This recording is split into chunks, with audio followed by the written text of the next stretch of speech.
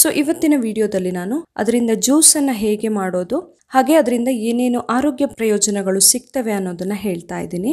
ನಮ್ಮ ಸುತ್ತಮುತ್ತ ಸಿಗುವಂತಹ ಅನೇಕ ಗಿಡಗಳು, ಹೂವು, ಹಣ್ಣು, ತರಕಾರಿ ಎಲ್ಲವುಗಳು ಕೂಡ ನಮ್ಮ ಆರೋಗ್ಯದ ಮೇಲೆ ತುಂಬಾನೇ ಪರಿಣಾಮ ಬೀರ್ತವೆ ಅಂತಾನೆ ಹೇಳಬಹುದು. ನಮ್ಮ ಆರೋಗ್ಯಕ್ಕೆ ಅಗತ್ಯವಾಗಿ ಬೇಕಾಗುವಂತಹ ಪೋಷಕಾಂಶಗಳು ಕೂಡ ಬೇರೆ ಬೇರೆ ತರದಲ್ಲಿ ಸಿಗ್ತವೆ. ಅಂಥದ್ರಲ್ಲಿ ಒಂದು ಹೂವು ಸಾಮಾನ್ಯವಾಗಿ ಎಲ್ಲ ಕಡೆಗಳಲ್ಲಿ ಇರುವಂತಹದ್ದು ಅಂತ ಹೇಳಿದ್ರೆ ಶಂಖಪುಷ್ಪ ಹೂವು. ನಮ್ಮ ಆರೋಗ್ಯಕ್ಕೆ ತುಂಬಾನೇ ಒಳ್ಳೆಯದಿದು. ಇದರಿಂದ ಮಾಡಿರುವಂತಹ ಒಂದು ಜ್ಯೂಸ್ ಕೂಡ ನಮ್ಮ ಆರೋಗ್ಯಕ್ಕೆ ತುಂಬಾನೇ ಒಳ್ಳೆಯದು. ಸೊ ಇವತ್ತಿನ ವಿಡಿಯೋದಲ್ಲಿ ನಾನು ಅದರಿಂದ ಜ್ಯೂಸ್ ಅನ್ನ ಹೇಗೆ ಮಾಡೋದು ಹಾಗೆ ಅದರಿಂದ ಏನೇನು ಆರೋಗ್ಯ ಪ್ರಯೋಜನಗಳು ಸಿಗ್ತವೆ ಅನ್ನೋದನ್ನ ಹೇಳ್ತಾ ಇದ್ದೀನಿ. ಈ ವಿಡಿಯೋನ ಮಿಸ್ ಮಾಡದೆ ಕೊನೆ ತನಕ ನೋಡಿ. ಹಾಗೆ ನೀವಿನ್ನು ನನ್ನ ಚಾನೆಲ್ನ ಸಬ್ಸ್ಕ್ರೈಬ್ ಮಾಡಿಲ್ಲ ಆದ್ರೆ ಪ್ಲೀಸ್ ಸಬ್ಸ್ಕ್ರೈಬ್ ಮಾಡಿ, ಹಾಗೆ ಪಕ್ಕದಲ್ಲಿರುವ ಬೆಲ್ ಐಕಾನ್ನ ಕ್ಲಿಕ್ ಮಾಡಿ. ಈ ಶಂಖಪುಷ್ಪ ಜ್ಯೂಸ್ ಅನ್ನ ಪ್ರತಿನಿತ್ಯ ಕುಡಿಯೋದ್ರಿಂದ ನೆನಪಿನ ಶಕ್ತಿ ಹೆಚ್ಚಿಸಿಕೊಳ್ಳೋದಕ್ಕೆ ತುಂಬಾನೇ ಸಹಾಯ ಆಗುತ್ತಿದ್ದು ಮೆದುಳಿನ ಆರೋಗ್ಯಕ್ಕೆ ತುಂಬಾನೇ ಒಳ್ಳೆಯದು. ಮೆದುಳು ಚುರುಕಾಗಿ ಇರೋದಕ್ಕೆ ಸಹಾಯ ಆಗುತ್ತೆ. ಇನ್ನು ಮರವಿನ ಕಾಯಿಲೆ ಬರಬಾರ್ದು ಅಂತಾದ್ರೆ ಕೂಡ ಇದನ್ನ ಪ್ರತಿನಿತ್ಯ ಬಳಸೋದು ತುಂಬಾನೇ ಸಹಾಯ ಆಗುತ್ತೆ. ಹಾಗೇನೆ ಯಾರು ನಿದ್ರಾಹೀನತೆ ಸಮಸ್ಯೆಯಿಂದ ಬಳಲ್ತಾ ಇರ್ತಾರೆ ಅಂತವರಿಗೆ ತುಂಬಾನೇ ಒಳ್ಳೆಯದು. ಹಾಗೇನೆ ತುಂಬಾನೇ ಮಾನಸಿಕ ಒತ್ತಡ, ಖಿನ್ನತೆ ಸಮಸ್ಯೆಯಿಂದೆಲ್ಲ ಬಳಲ್ತಾ ಇರೋರಿಗೆ ಕೂಡ ತುಂಬಾನೇ ಸಹಾಯ ಮಾಡುವಂತದ್ದು ಈ ಶಂಖಪುಷ್ಪ ಹೂವಿನ ಜ್ಯೂಸ್. ಇನ್ನು ನಮ್ಮ ಜೀರ್ಣ ಸಂಬಂಧಿ ಸಮಸ್ಯೆಗಳನ್ನ ದೂರ ಇಡೋದಕ್ಕೆ ಕೂಡ ತುಂಬಾನೇ ಸಹಾಯ ಆಗುತ್ತಿದ್ದು. ಹಾಗೇನೆ ಜೀರ್ಣಶಕ್ತಿಯನ್ನ ಜಾಸ್ತಿ ಮಾಡೋದ್ರಿಂದ ಗ್ಯಾಸ್ಟ್ರಿಕ್, ಹೊಟ್ಟೆ ಉಬ್ರ, ಆಸಿಡಿಟಿ ಈ ತರ ಸಮಸ್ಯೆಗಳು ಕೂಡ ಅಷ್ಟಾಗಿ ಕಾಡೋದಿಲ್ಲ. ಇನ್ನು ಉಸಿರಾಟದ ಸಮಸ್ಯೆ ಇರೋರಿಗೂ ಕೂಡ ತುಂಬಾನೇ ಒಳ್ಳೆಯದು ಅಂತಾನೆ ಹೇಳಬಹುದು. ಇನ್ನೊಂದು ಮುಖ್ಯವಾದ ಬೆನಿಫಿಟ್ ಹೇಳಬೇಕಾಗಿರೋದು ಅಂತ ಹೇಳಿದ್ರೆ ಕೊಲೆಸ್ಟ್ರಾಲ್ ಪ್ರಮಾಣವನ್ನ ದೇಹದಲ್ಲಿ ಕಡಿಮೆ ಮಾಡುವಂತಹ ಶಕ್ತಿ ಕೂಡ ಈ ಶಂಖಪುಷ್ಪ ಹೂವಿಗಿದೆ. ಸೊ ಈ ತರ ಜ್ಯೂಸ್ ಅನ್ನ ಮಾಡಿ ಕುಡಿಯೋದ್ರಿಂದ ದೇಹದಲ್ಲಿರುವಂತಹ ಕೆಟ್ಟ ಕೊಲೆಸ್ಟ್ರಾಲ್ ಪ್ರಮಾಣವನ್ನ ಕಡಿಮೆ ಮಾಡ್ಕೊಳ್ಬಹುದು.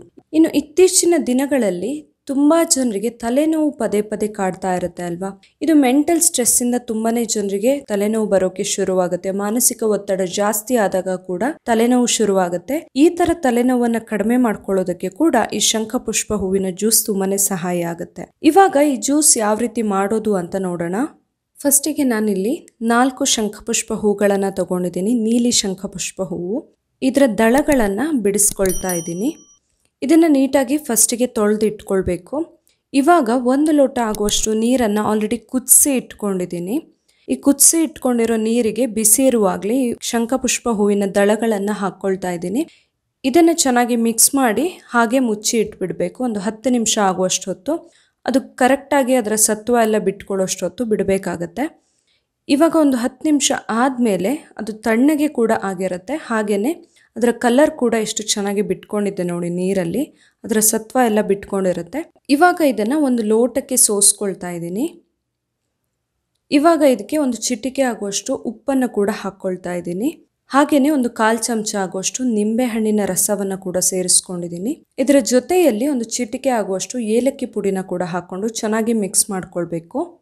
ಇದಕ್ಕೆ ನಾನಿನ್ನು ಸಬ್ಜಾ ಸೀಡ್ಸ್ ಅನ್ನ ಆಲ್ರೆಡಿ 1 ಚಮಚ ಆಗುವಷ್ಟು ನೆನೆಸಿ ಇಟ್ಕೊಂಡಿದ್ದೀನಿ 1/4 ಗಂಟೆ ಹೊತ್ತು. ಇದನ್ನ ಹಾಕೊಳ್ತಾ ಇದ್ದೀನಿ. ಇದು ಆಪ್ಷನಲ್, ಬೇಕಂದ್ರೆ ಮಾತ್ರ ಹಾಕೊಳ್ಬಹುದು. ಕರೆಕ್ಟ್ ಆಗಿ ನೆಂದಿರುವಂತಹ ಸಬ್ಜಾ ಸೀಡ್ಸ್ ಅನ್ನ ಹಾಕಿ ಮಿಕ್ಸ್ ಮಾಡಿದ್ರೆ ಶಂಖಪುಷ್ಪ ಹೂವಿನ ಜ್ಯೂಸ್ ರೆಡಿ ಆಗುತ್ತೆ. ತುಂಬಾನೇ ಆರೋಗ್ಯಕ್ಕೆ ಒಳ್ಳೆಯದಿದು. ನೋಡಿದ್ರಲ್ಲ ಶಂಖಪುಷ್ಪ ಹೂವಿನ ಜ್ಯೂಸ್ ಹೇಗೆ ಮಾಡೋದು, ಯಾವ ಆರೋಗ್ಯ ಸಮಸ್ಯೆಗಳನ್ನ ದೂರ ಇಡೋದಕ್ಕೆ ಸಹಾಯ ಆಗುತ್ತೆ ಅಂತ ಹೇಳಿ. ಈ ವಿಡಿಯೋ ಇಷ್ಟ ಆಗಿದ್ರೆ ಲೈಕ್ ಮಾಡಿ, ಹಾಗೆ ಶೇರ್ ಮಾಡಿ. ನಾಳೆ ಇನ್ನೊಂದು ಹೊಸ ವಿಡಿಯೋದೊಂದಿಗೆ ಮತ್ತೆ ಬರ್ತೀನಿ. Thank you.